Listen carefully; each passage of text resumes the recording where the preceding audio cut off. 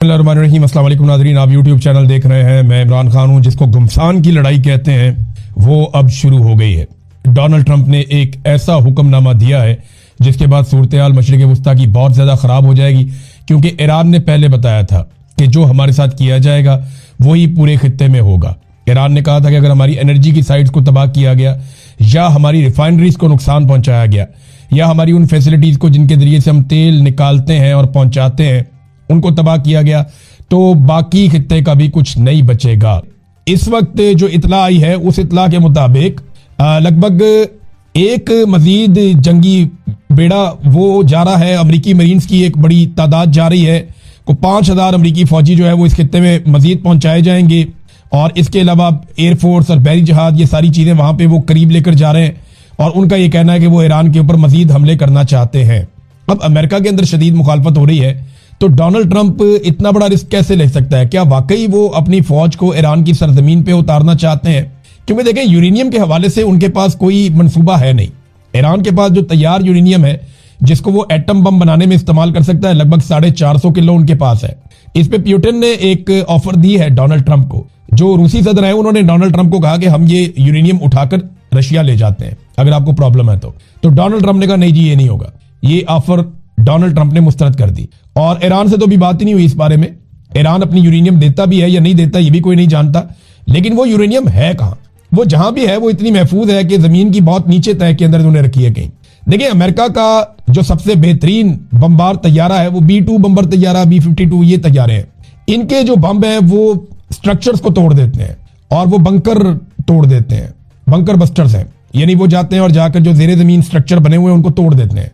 लेकिन अगर जेरे जमीन स्ट्रक्चर बहुत नीचे है जमीन के अंदर, तो फिर उसको वो नुकसान नहीं पहुंचा सकते। सैकड़ों फुट नीचे जो है वो ईरान ने, और वो मिट्टी की लेयर है, कंक्रीट की लेयर जो है उसको वो तोड़ देते हैं मिसाइल्स। मट्टी की लेयर के अंदर घुसना वो बहुत मुश्किल होता है, और जो मट्टी है या जो कुदरती जो अवामिल है उनके अंदर से गुजरना बम का इतना आसान नहीं होता। जो कंक्रीट का स्ट्रक्चर होता है उसको तोड़ने के लिए बम डिजाइन किया जाता है। तो अब जो बम्स हैं वो भी वहां तक नहीं पहुंच पा रहे जहां पे ईरान ने अपने मिसाइल्स, अपने ड्रोन्स, या अपना जो उनके पास एटम बम बनाने की सलाहियत का जो सिस्टम है, या जो उनके पास यूरेनियम है उसको जहां रखा हुआ है, वहां अमेरिका की एक्सेस नहीं हो पा रही। उन्हें जमीन पे उतरना पड़ेगा, जमीन पे आना पड़ेगा। क्या अमेरिकन इसके लिए तैयार हैं? क्योंकि ईरानी तो कह रहे हैं कि जमीन पे उतरे तो हम इनके साथ लड़ाई करेंगे, हम तो इनका इंतजार कर रहे हैं 50 साल से। और ईरानियों ने ऐसा लगता है बड़ा लंबा अरसा तैयारी की है इस जंग की। जिस तरीके से उन्होंने मिसाइल मारे, इस पे फाइनेंशियल टाइम्स की एक रिपोर्ट आई है। ये रिपोर्ट जरा आप देखें। इस रिपोर्ट के मुताबिक ईरान के जवाबी हमले ने अमरीकी हुकाम को हैरान कर दिया और हिला कर रख दिया। तेहरान ने खलीजी ममालिक पर 3000 से ज्यादा मिसाइल और ड्रोन दागे हैं, 3000 से ज्यादा, जबकि इसराइल की तरफ से सैकड़ों का इस्तेमाल किया गया है। अमरीकी ऑफिसर जो है मिलिट्री के और साबिक ऑफिसर, वो ये कह रहे हैं कि ईरानियों ने बहुत कम वसाइल से बहुत ज्यादा कुछ करने का कारनामा सरंजाम दे दिया है, जिसकी मिसाल बहुत कम मिलती है। सस्ते शहीद ड्रोन ने रेडार, बंदरगाहें, फौजी अड्डे और तेल की तनसीबात को निशाना बनाने में बड़ा जबरदस्त किरदार अदा किया है। अमरीकी हुकाम अब मान रहे हैं कि हमने ये नहीं सोचा था कि ईरानी इस तरह का रद्द अमल देंगे। और अभी एक और बहुत बड़ा नुकसान हो गया, और ये नुकसान हुआ है सऊदी अरब में। सऊदी अरब के प्रिंस सुल्तान एयरबेस पर अमेरिका के जहाज खड़े हुए थे, और ये वही जहाज हैं जो रीफ्यूलिंग करते हैं जहाजों में, और बड़े कीमती जहाज हैं ये। इससे पहले आपको याद है ना कि एक दिन पहले इराक के अंदर इन्होंने कहा जी एक हादसा हो गया और 2 जहाज आपस में टकरा गए। एक को लैंड कर लिया गया, वो उसको ज्यादा नुकसान नहीं हुआ, दूसरा तबाह हो गया। उसके अंदर 6 अमरीकी सवार थे, वो 6 के 6 मारे गए। अब ये तो अमेरिका मान रहा है कि उनका ये नुकसान हुआ, लेकिन इसी तरह के 5 जहाज जो हैं वो तबाह हो गए हैं, कुछ मुकम्मल और कुछ जुज़वी तौर पे, और ये रीफ्यूलिंग करने वाले तैयारे थे। और इसके ऊपर जो रिपोर्ट दी है वो रिपोर्ट दी है वॉल स्ट्रीट जर्नल ने। वो ये बता रहे हैं जनाब के एयरफोर्स के तैयारों को नुकसान पहुंचा है, और ये वो तैयारे हैं जो रीफ्यूलिंग का काम करते हैं बाकी तैयारों के लिए। अब नाज़रीन, डोनाल्ड ट्रंप की परेशानियां ना एकदम लगातार बढ़ती चली जा रही हैं। उसकी वजूहात मैं आपके सामने रख देता हूं। सबसे पहले तो यह है कि एक वाकया ऐसा हुआ कि डोनाल्ड ट्रंप का जो वजीर खजाना है अमेरिका का, सेक्रेटरी खजाना आप इसे कहते हैं, स्कॉट बेसेंट, ये एक इंटरव्यू दे रहा था। लाइव इंटरव्यू में अचानक से इसे आवाज आती है कि डोनाल्ड ट्रंप आपसे बात करना चाहते हैं, और डोनाल्ड ट्रंप ने, सदर ने आपको बुलवाया है। तो ये जब सदर को मिलकर आया और वापसी पर आकर बैठा, तो पहला क्वेश्चन सदर से मुलाकात के हवाले से किया गया कि क्या वो ठीक है। तो इसमें ये जो सेक्रेटरी खजाना है ये बहुत ज्यादा घबराया हुआ था, और इसकी आवाज में काफी लर्जिश थी। यानी वो कॉन्फिडेंस ही नहीं था। अगर वो आप सुने इंटरव्यू का हिस्सा निकाल के, तो मैंने सुना वो एक नॉर्मल आदमी लग ही नहीं रहा था, ऐसा लग रहा था कि बहुत शदीद परेशान है। ये चीजें बताती हैं कि सदर के आसपास बड़ा टेंशन का माहौल बना हुआ है और चीजें नॉर्मल नहीं है जिस किस्म के हमले वो कर रहे हैं। फिर नेतन्याहू के हवाले से अफवाहें आ रही हैं कि नेतन्याहू पता नहीं कहां चला गया। अब नेतन्याहू इसराइल में तो मौजूद नहीं है, ये तो बहुत सारे सोर्सेज कह रहे हैं और कोई दावा नहीं करता कि वो इसराइल में है। ये कहा जाता है कि नेतन्याहू या तो हवा में ट्रेवल करता रहा है पिछले दिनों, या अब किसी और जगह पे महफूज जगह पे चला गया है। और नेतन्याहू की एक जो वीडियो आई है उसके बारे में कहा जा रहा है कि ये नेतन्याहू है ही नहीं, ये आर्टिफिशियल इंटेलिजेंस है। और बाद लोग बड़े वसूख से दावा कर रहे हैं कि इसमें इसकी कभी 6 उंगलियां नजर आती हैं, कभी 5 नजर आती हैं, और दांतों का डिजाइन और बाकी चीजें।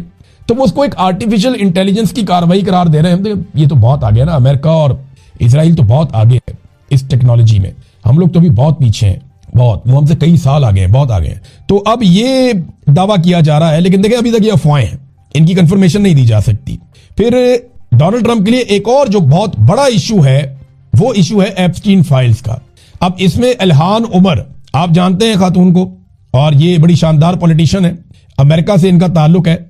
उन्होंने एक स्टेटमेंट दिया है, उन्होंने कहा जी कि एप्स्टीन फाइल्स में डोनाल्ड ट्रंप का नाम 38,000 मरतबा आया है। अंदाजा करें आप, एक आदमी का 38,000 मरतबा नाम आ गया एप्स्टीन फाइल्स में। और आप सब जानते हैं ये फाइल्स क्या है।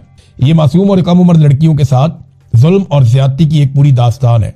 दुनिया के अमीर तरीन और ताकतवर तरीन लोग अपनी अयाशी के लिए मुंह काला करते रहे, ये वो दास्तान है। मैं इससे ज्यादा क्या बताऊंगा आपको, लेकिन ये चीज है कि 38,000 मरतबा डोनाल्ड ट्रंप का उसमें नाम आया। और वो कहती है कि आप कह सकते हैं कि ट्रंप पेडोफाइल्स प्रोटेक्शन पार्टी का सरबराह है। ये इल्हान उमर ने, ये कांग्रेस वुमन है, इन्होंने डोनाल्ड ट्रंप के खिलाफ ये बात की। और पूरे अमेरिका के अंदर इस वक्त ये एक तासुर है कि डोनाल्ड ट्रंप ने ये जो जंग शुरू की है इसकी वजह एप्स्टीन फाइल से तवज्जो हटाना है। फिर जो ईरान में बच्चियों के कत्ल वाले मामले पे डोनाल्ड ट्रंप ने झूठ बोला ना, वो गले पड़ गया। अब हर तरफ से ना सिर्फ मीडिया पे ये सवालात हो रहे हैं, बल्कि सियासतदान भी ये कह रहे हैं कि अमेरिकी सदर कैसे झूठ बोल सकता है। जब अमेरिकी वजीर दिफा से या बाकी लोगों से पूछा जाता है कि कितने अमेरिकी फौजी मारे गए अब तक इस लड़ाई में, या कितने जख्मी हुए, नुकसान बता दो, तो वो उसके बारे में नहीं बता रहे। फिर हालत डोनाल्ड ट्रंप की ये हो गई है कि ईरान की फुटबॉल टीम को धमकी लगा दी, कहते नहीं वेलकम करता हूं ईरानी टीम को, लेकिन मुझे नहीं लगता कि वो अपनी हिफाजत के पेश नजर यहां पे आएंगे। अब अंदाजा करें आप कि अमेरिकी सदर को ये दावा करना चाहिए था कि ईरानी टीम खुलकर आए, हम उसको प्रोटेक्शन देंगे, और यही एक बड़े लीडर की निशानी होती है। लेकिन अमन के नोबेल इनाम के हकदार लीडर ने यह कहा कि फुटबॉल की टीम को भी धमकी लगा दी। यानी खेलों को तो आप दूर रखते हैं जंग से, सियासत से, लेकिन फुटबॉल टीम को भी धमकी लगा दी डोनाल्ड ट्रंप ने। ये हालात है। अब आ जाए नाज़रीन, पाकिस्तान के अंदर एक वाकया हुआ है और इसमें 2 ड्रोन्स रावलपिंडी में मार गिराए गए। पहले इतला आती है कि कुछ खैबर पख्तूनख्वा के ड्रोन्स हैं, उनके ऊपर फायरिंग वायरिंग हो रही थी। खैबर पख्तूनख्वा में लकी मरवत में दहशतगर्दी का बड़ा अफसोसनाक वाकया भी हुआ, 7 अफराद जाँ बहक हुए, और ये रूटीन बनती जा रही है बलूचिस्तान में और खैबर पख्तूनख्वा में दहशतगर्दी बढ़ती जा रही है, क्योंकि दहशतगर्दों को बाई डिजाइन लाकर पाकिस्तान में बसाया गया। और ये काम पाकिस्तान की जर्नैलों ने किया था, जनरल बाजवा ने और जनरल नदीम अंजुम ने ये डिजाइन किया था। जनरल फैज भी एक दौर में इसका हिस्सा था। इमरान खान ने मना किया तो इमरान खान की हुकूमत गिराकर शहबाज शरीफ के जरिए से दहशतगर्दों को पाकिस्तान में ले आए, अब भुगत रही है पूरी कौम। तो मामला यह है कि ये जो 2 ड्रोन रावलपिंडी तक पहुंचे, ये रावलपिंडी तक आए कैसे? इनकी रफ्तार कोई जेट तैयारे जितनी तो नहीं है, ये इतना तेज तो नहीं आता। रास्ते में बहुत सारे एसेट्स हैं, बहुत सारी चीजें हैं। ये एयरपोर्ट पे गिर सकते थे, ये किसी जहाज को निशाना बना सकते थे, ये किसी और तनसीब को निशाना बना सकते थे। ये यहां तक पहुंचे कैसे? पहला सवाल तो ये है। और ये आए कहां से? दूसरा सवाल ये भी है, अभी तक सिक्योरिटी फोर्सेस ने ये नहीं बताया। देखिए पाकिस्तान का मीडिया तो फितनातुल हिंदुस्तान डायरेक्ट चला देता है ना, वो तो आसरा ही नहीं करता। उनको तो ऑर्डर दिया हुआ है जनाब, जो भी चीज हो पाकिस्तान में पटाखा चले फौरन आपने खाते में डाल। लेकिन मामला यह है कि कोई कंफर्मेशन तो आए ना, बताया तो जाए इसके पीछे कौन है, तंजीम कौन सी है। दाइश वाले हैं, अलकायदा वाले हैं, तहरीके तालिबान पाकिस्तान है, तहरीके तालिबान अफगानिस्तान है, कौन है इसके पीछे? जो भी है उसका फिर नाम लिया, इसके पीछे इसराइल है, मुसाद है, कौन है? नाम लेना चाहिए ना, रॉ है इसके पीछे। तो ये पाकिस्तान की सिक्योरिटी फोर्सेस की रिस्पॉन्सिबिलिटी। एक तो ये इंटेलिजेंस का फेलियर होता है बार बार, और ये इस तरह ड्रोन रावलपिंडी तक पहुंच जाए तो बड़ा अफसोसनाक है। लेकिन ये ड्रोन इतने काबिल ड्रोन नहीं थे, फारक किस्म के ड्रोन थे, तो इनका कोई तया पहुंचा करना मुश्किल नहीं था। तो ये 2 ड्रोन गिरा दिए गए हैं। इनके पीछे कौन है, जिम्मेदारी किसकी है, इसके बारे में अभी तक कोई इतला नहीं आई। अच्छा, ख्वाजा आसिफ ने इमरान खान को ताना दिया है कि इमरान खान ने अमेरिका और इसराइल के खिलाफ अभी तक कोई स्टेटमेंट नहीं दिया। ख्वाजा आसिफ साहब, 20 दिसंबर को इमरान खान साहब की आखिरी मुलाकात हुई थी और उनका ट्वीट आया था। यह जंग शुरू हुई है 28 फरवरी को, यानी इमरान खान साहब की आखिरी मुलाकात होने के भी 2.25 महीने के बाद ये जंग शुरू हुई है। तो इमरान खान इस पे स्टेटमेंट कैसे दे दे? इमरान खान का तो लगभग कोई 2.5 महीने हो गए, 2.25-3 महीने हो गए, कोई एक स्टेटमेंट बाहर नहीं आया। वो इसके ऊपर स्टेटमेंट कैसे दे दे? अखबार उसको नहीं मिलता, टीवी उसको नहीं मिलता, तो वो कैसे इसके ऊपर स्टेटमेंट दे दे? माजी में उसने हमेशा स्टेटमेंट दिया, खुलकर स्टेटमेंट दिया।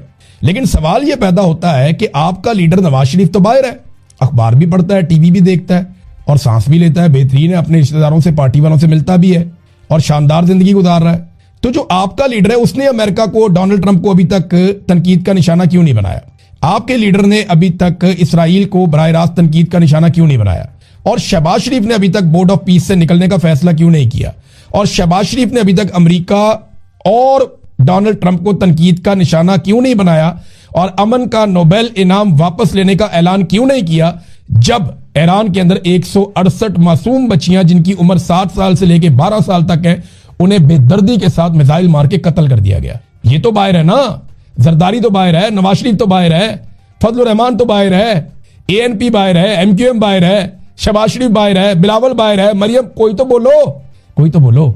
लेकिन नहीं बोलेंगे। इमरान खान से तवक्को करेंगे, वो जेल के अंदर बैठा हुआ है, उसकी मुलाकातें बंद की हुई, छोड़ के देखो, बाहर निकालो और 2 घंटे के अंदर ले लो जो स्टेटमेंट लेना है। जो सवाल पूछोगे डट के उसी वक्त जवाब देगा। आप भी जानते हैं इमरान खान को, हम भी जानते हैं और पूरा पाकिस्तान उसको जानता है। पाकिस्तान का पूरा सिस्टम एक तरह से यरगमाल है और पूरे सिस्टम को जो है वो कंट्रोल किया जाता है चंद लोगों के जरिए से, और वो चंद लोग जो हैं वो अपने मफाद से बाहर निकल ही नहीं पा रहे। ना वो पाकिस्तान का फायदा सोच रहे हैं, ना पाकिस्तान की आवाम का फायदा सोच रहे हैं। उनके दिमाग में एक ही बात चल रही है कि इमरान खान आ गया तो हमारी दिहाड़ियां बंद हो जाएंगी, इमरान खान आ गया तो हमारे पास जो ताकत है वो हमसे छिन जाएगी, इमरान खान आ गया तो हमें बदतरीन शिकस्त हो जाएगी और हमारा इस मुल्क के अंदर जो सिक्का बैठा हुआ है वो ताकत हमसे चली जाएगी। भारत इस पे जावेद हाशमी साहब ने भी एक स्टेटमेंट दिया इसी हवाले से, इमरान खान साहब की बहनों के हवाले से। उन्होंने कहा एस्टेब्लिशमेंट इस वक्त राह फरार ढूंढ रही है, वो अब एक्सपोज हो चुके हैं। अलीमा खान हिकमत अमली से चल रही हैं। खान की रिहाई अब इमरान खान की बहनों के हाथ में है। यानी उन्हें लगता है कि इमरान खान साहब की बहनें अब इन मामलात को आगे चलाएंगी और उनकी बहनों के जरिए से इमरान खान साहब की रिहाई होगी। सबसे पहले डोनाल्ड ट्रंप का एक स्टेटमेंट, और ये स्टेटमेंट ईरान के हवाले से है। अब जरा डोनाल्ड ट्रंप का ट्वीट आप देखें। If Iran shots and violently kills peaceful protesters which is their custom, the United States of America will come to their rescue. We are locked and loaded and ready to go. Thank you for your attention to this matter, president Donald J Trump. Trump ये कह रहा है कि अगर Iran ने कत्ल किया पुरअमन मुजाहिरीन को या उन पर गोली चलाई, जो कि उनकी एक रवायत है, तो अमेरिका जो है वो उनकी मदद के लिए आएगा। जिस वक्त आप ये पुरअमन मुजाहिरीन को मारेंगे, हम उनकी मदद के लिए पहुंचेंगे। और आपकी तवज्जो का बहुत शुक्रिया डोनाल्ड ट्रंप। लेकिन पाकिस्तान के अंदर पूरा का पूरा इलेक्शन चोरी हो गया। पाकिस्तान के सबसे मकबूल रहनुमा को जेल में डाला हुआ है और इमरान खान साहब की पार्टी निकलती है एहतजाज करने के लिए, और इससे पहले 9 मई को कत्लेआम होता है, तब भी अमेरिका किसी किस्म का रिस्पॉन्ड नहीं करता। 26 नवंबर को लगभग 15-14 लोग कत्ल कर दिए जाते हैं सरेआम, सैकड़ों लोगों को गोलियां मार दी जाती हैं, लेकिन डोनाल्ड ट्रंप का ऐसा कोई ट्वीट नहीं आता। मुरीदके में एक बहुत बड़ा कत्लेआम हो जाता है, बहुत सारे लोग गायब हो जाते हैं, अभी तक कोई ट्वीट नहीं आया। तो अमेरिका की जो पॉलिसी है वो उसके कौमी और मुल्की मफाद के अंदर बनती है, लेकिन जैसे ही ईरान के अंदर होती है तो फौरी तौर पर स्टेटमेंट आ जाता है। पाकिस्तान के अंदर कत्लेआम होगा तो वो कहेंगे इंटरनल मामला है पाकिस्तान का, पाकिस्तान जाने, पाकिस्तान का काम जाने, वहां पे अदालतें हैं, वो अपने सिस्टम में खुद कर लेंगे। लेकिन ईरान के अंदर होता है तो वो कहते हैं इंटरनल मामला नहीं, हम आ रहे हैं मदद करने के लिए। तो ये इंसानी हकूक का जो चूरन है ये वहां बेचा जाता है जहां पे किसी बड़े मुल्क का जाती मफाद होता है। तो सिंपल ये है, इसके अंदर और कोई कहानी है नहीं। यानी इससे 4 गुना इज्जत यही काम करके इमरान खान हासिल कर सकता था, लेकिन उसने ये काम नहीं किया। अगर इमरान खान यही काम करता तो यही सारे तजिया निगार और यही सारे दानिश्वर ये बैठ के कह रहे होते कि इमरान खान से बुरा आदमी कोई नहीं है दुनिया का। लेकिन आसिम मुनीर गैर आईनी तौर पे ये काम कर रहा है, यानी आसिम मुनीर का आईन में तो गुंजाइश नहीं है ना। आर्मी चीफ की क्या औकात है कि वो जाए और जाके फॉरेन पॉलिसी के मामलात को देखे? एक सरकारी मुलाजिम है, सिक्योरिटी की ड्यूटी है, वो कैसे कर सकता है? ना वो इसके लिए रिस्पॉन्सिबल है, ना ये उसकी ड्यूटी है, ना उसको ये करना चाहिए। इसके ऊपर कोई बात नहीं कर रहा कि आर्मी चीफ अपनी डोमेन से बाहर जाके ये काम क्यों कर रहा है, बल्कि वो तारीफ कर रहे हैं कि आर्मी चीफ ने कमाल काम कर दिया जनाब, पूरी दुनिया के अंदर ताल्लुकात पाकिस्तान के ये कर दिए वो कर दिए, ये खबरें चला रहे हैं और इसके ऊपर बकायदा कॉलम लिखे जा रहे हैं। आज मैं सुहेल वड़ाई साहब का कॉलम पढ़ रहा था। मैं सिर्फ एक चीज अर्ज करता हूं कि ये आलमी सतह पर जो ताल्लुकात बेहतर करने के दावे हैं ये हुए कैसे और हमने इसके बदले में क्या कुछ कुर्बान किया है। आज आप पाकिस्तान में फलस्तीन के हक में आवाज नहीं उठा सकते, ये हमने कुर्बानी दी है इसके लिए। अगर यही काम इमरान खान करता कि फलस्तीन के लिए हम किसी को नहीं निकलने देंगे, तो इमरान खान को शायद इससे ज्यादा पसीराई मिल जाती आलमी सतह पे। आपने पूरी दुनिया को एब्सोल्युटली यस कह दिया कि आओ जनाब आपकी लड़ाई हम लड़ेंगे। अफगानिस्तान पे आपने अपनी पूरी पॉलिसी पे यू टर्न ले लिया, जो इमरान खान नहीं ले रहा था उसकी हम कीमत चुका रहे हैं। लगातार पाकिस्तान के अंदर दहशतगर्दी के वाकयात बढ़ रहे हैं। 2025 दहशतगर्दी के एतबार से पाकिस्तान का बदतरीन साल था पिछली एक दहाई में, और ये कीमत पाकिस्तानी चुका रहे हैं, लेकिन मुकाम बन रहा है जनाब। देखिए हम कुर्बान क्या कर रहे हैं। फलस्तीन के लिए आप आवाज नहीं उठा सकते। इसराइल के ऊपर आपकी पूरी की पूरी पॉलिसी बदल गई है। ट्रंप के दिए हुए मंसूबे के ऊपर आपको वोट करना पड़ता है सलामती काउंसिल में, अपने नजरिए के खिलाफ जाकर, कायदे-आज़म मोहम्मद अली जिन्ना के नजरिए के खिलाफ जाकर। इसराइल पे आपकी पॉलिसी बदल गई है। फलस्तीन के हक में आवाज नहीं उठा सकते। मादनियात के बक्से लेकर आप पूरी दुनिया में फिर रहे हैं, और अमरीकी सदर के आगे मादनियात का बक्सा जाता है और उसके बाद उन्हें ऑफर की जाती है कि हमारी मादनियात आप उठाकर ले जाएं। क्या पाकिस्तान में कोई सरमायाकारी आई? कोई सरमायाकारी नहीं आई पाकिस्तान में। 3 साल पहले आसिम मुनीर साहब ने 1 साल का टाइम दिया था, 3 साल में कोई सरमायाकारी आई नहीं पाकिस्तान में। क्या कोई सियाहत आई पाकिस्तान में? नहीं। सयाह जो पाकिस्तान में आते थे वो भी अब नहीं आते। देखिए हुकूमत अच्छा काम कर रही है या बुरा काम कर रही है, ये एनालिसिस करने से पहले आपको यह देखना चाहिए कि यह हुकूमत बनी कैसे। क्या यह हुकूमत लीजिटिमेट गवर्नमेंट है? क्या यह हुकूमत काम करने के लिए कानूनी और आईनी हैसियत रखती है? इखलाकी हैसियत भी नहीं रखती। तो ये जो कहानी बात आपको कहानी सुनाते हैं ना कि आलमी सतह पे पाकिस्तान का इंज हो गया तो उंज हो गया, कुछ नहीं हुआ। आपको मिला ही कुछ नहीं अभी तक। आपने क्या खाना है वहां से लेके? आपको बुला के वो खाना खिला देते हैं, बिठा देते हैं अपने साथ, उसकी कीमत पूरी कौम अदा करती है। यही सारे काम, जो गलत काम, जो पाकिस्तान ने, चलो अपनी पॉलिसी बदली ना, पाकिस्तान ने अपनी पॉलिसी के ऊपर पाकिस्तान ने यू टर्न ले लिया। यही सारे काम अगर इमरान खान करता तो वो तारीख का सबसे जालिम और बदतरीन आदमी आप उसको कह देते। लेकिन यही सारे यू टर्न लेके पाकिस्तान की पॉलिसियां तब्दील करके, पाकिस्तान की नजरियाती जो पॉलिसीज है पुरानी उनको तब्दील करके, जब आप आलमी सतह पे थोड़ा सा निकल के आते हैं और उसका टके का फायदा पाकिस्तान को नहीं होता, तो आप कहते हैं जनाब बड़ा कमाल हो गया। आज इन पॉलिसीज की वजह से चाइना नाराज है। आज इन पॉलिसीज की वजह से अफगानिस्तान से आपकी लड़ाई चल रही है। आज इन पॉलिसीज की वजह से पाकिस्तान का पानी और कश्मीरी भी आपसे नाराज है। आज इन पॉलिसीज की वजह से फलस्तीनी जो आपकी तरफ देखते थे अब नहीं देखते, बल्कि वो परेशान है कि ये आके हमसे असला छीनेंगे। आज इन पॉलिसीज की वजह से इसराइल आपसे खुश है, अमेरिका आपसे खुश है। और इन घटिया पॉलिसीज जो पाकिस्तान के अंदर रखी हुई हैं इंसानी हकूक की पामालियों की, उनकी वजह से पूरा यूरोपीय यूनियन आपको कैसे देखता है। वीजे आपको नहीं मिल रहे। ये आपने कामयाबियां हासिल की हैं, जाओ जाके वीजा लगवा के दिखाओ। दुबई का, ओमान का आम आदमी को वीजा लग ही नहीं रहा। ये कंट्रीज पाकिस्तान को वीजा दे ही नहीं रही। और भारत, जिसको आप कहते हैं कि भारत कोई कामयाबी हासिल नहीं कर सका, ये इसमें हमारे लिए सोचने की बात है।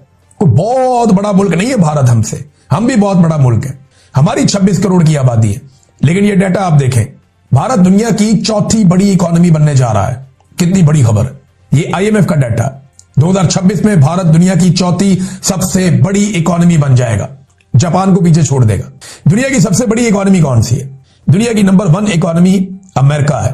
$30.62 ट्रिलियन, $30.62 ट्रिलियन, $1 ट्रिलियन 1000